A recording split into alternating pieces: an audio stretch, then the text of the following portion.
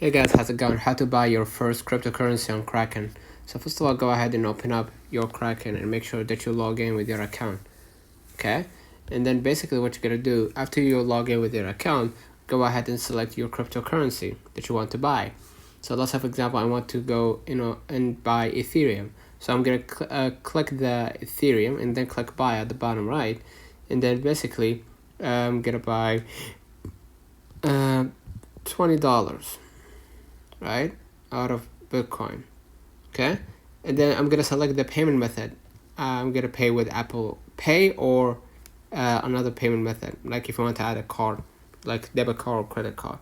In my case, I'm gonna go ahead right here and then swipe to confirm, and then basically you're gonna be able to see right here the fee for Kraken, and then basically the funds will be on Ethereum in no time. So let me know in the comments if this video helped you.